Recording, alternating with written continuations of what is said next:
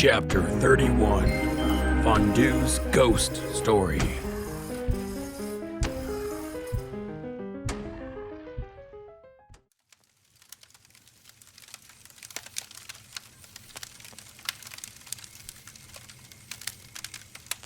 Legend has it, long ago, there was a devil born in a tiny town in Indiana. As a young man, he gathered folks for his demon cult. He declared the Bible that Austin believes in false, and he's God's true prophet. He grew his flock to roughly 150 devils. That's a hell of a lot of devils. Just wait. You've heard nothing yet. The devil cult leader deceived his demonic following by convincing them there would be a nuclear attack, and people would be much safer if they moved to Ukiah because of its high altitude. That's where all the cats' parents go to church, Ukiah. Only 7 miles north from here. You're correct, Jackie. Strangely enough, the rats go to the same church. The cats find her statement confusing. Rats and cats going to the same church? How can that be, they wonder? The devil washed their brains into giving him property and possessions. To continue surviving and serving Satan, they followed their leader here to their new home. They're all around us. The terrified students squeeze in close. A few years later, the devil outgrew this tiny area. He launched services in San Francisco. Thousands attended. Some devils remained here to keep his cult alive. Continuing to grow, he built a compound in Guyana, South America. His congregation sold everything they owned to follow him. A few short years later, his flock was under siege and forced to drink a flavored concoction his guerrillas laced with cyanide, where they met their final fate. A student moves close to the fire, pretending she's cold. We know the story. It scares me, though. Listen carefully to this. The devil is a pedophile. He adopted a teenage boy to rape and torture. The child cussed and spat at the devil, crying out for help. His agonized pleas only fueled the frenzied cult. Wicked cult leaders hung this poor child by his feet over a large washtub. They sliced his little throat with the jagged edge of a crucifix. He hung for 2 full days, dripping out his blood. He was sacrificed so his demonized blood could possess and enslave more unsuspecting souls. Lucky grabs his queasy stomach. Please don't tell me they drank his blood. Oh, I'll get sick.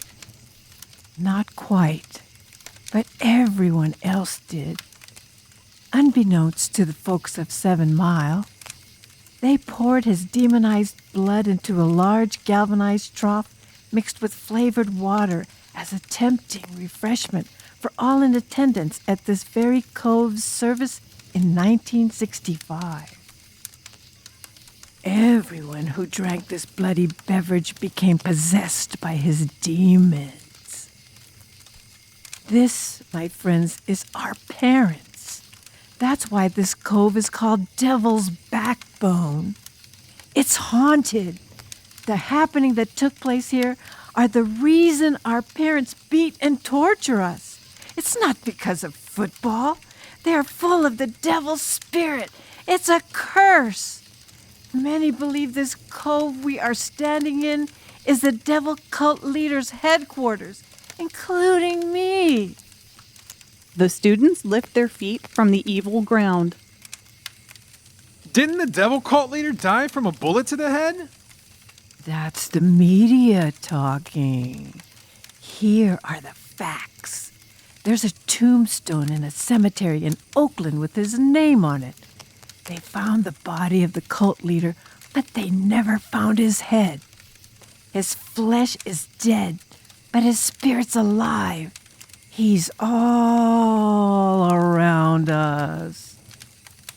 Everyone knows the story, but have never heard it this way before. I know all of this is true because of who my grandmother is. Catherine Gamble. Who? She was part of his evil scheme. She played a cripple in a wheelchair during the 1965 gathering. A participant discovered their fraud that night. July 10th, a night all devils howl.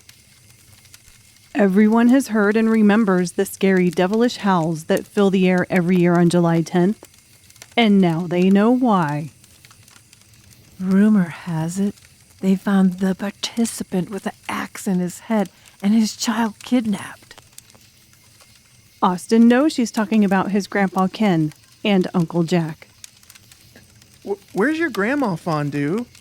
I need to talk to her. That's impossible unless you can talk to the dead.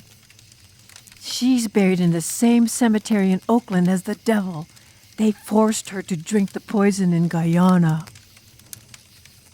I mean, how do you know all of this?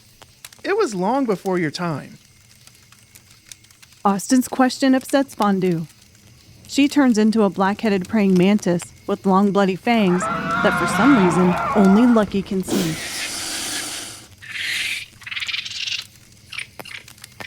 She scolds Austin. I told you my grandmother's Catherine Gamble. And also because Fondue makes sure everyone is paying attention. my grandpa is that devil cult leader. The students swear Fondue's confession was not her voice. Brandon tries to remove himself from Fondue's arms, but she holds on tight. Lucky continues to see the evil in Fondue and runs with all his might to cross the bridge.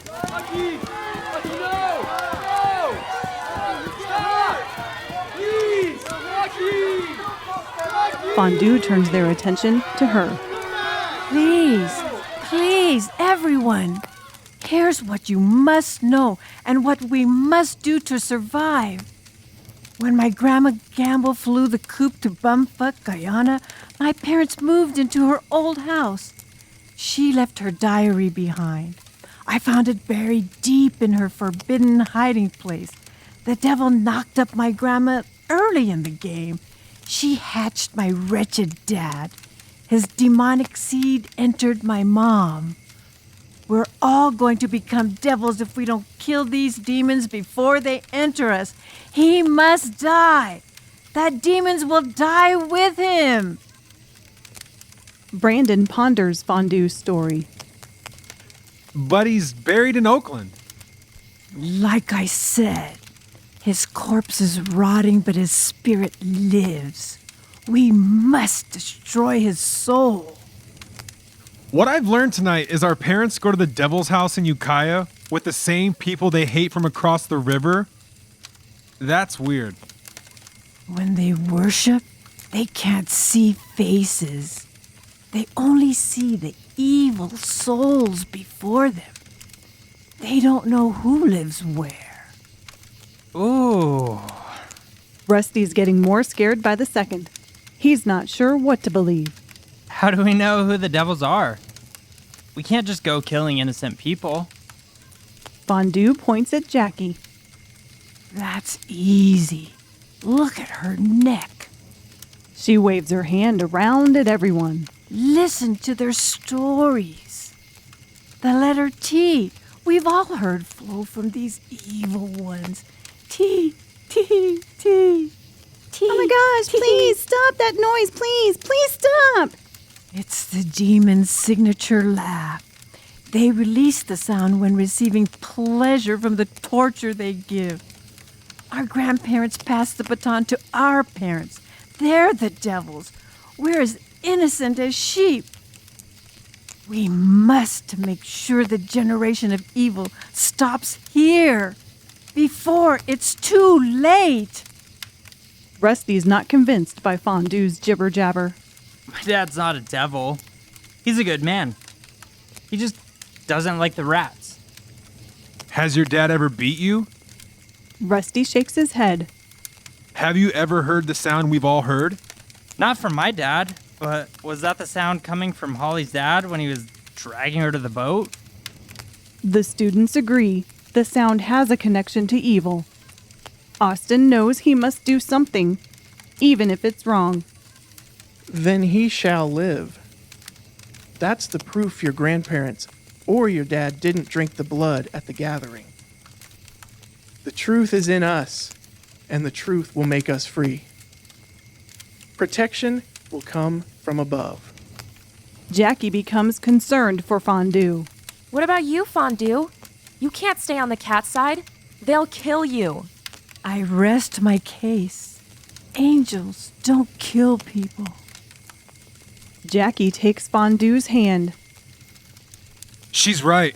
We will shave your head and give you a mustache or something. You can hide in our outbuilding until we figure something out.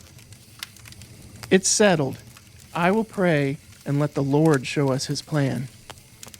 What about the rat students, Fondue? We've already had this discussion. They're ready to kill.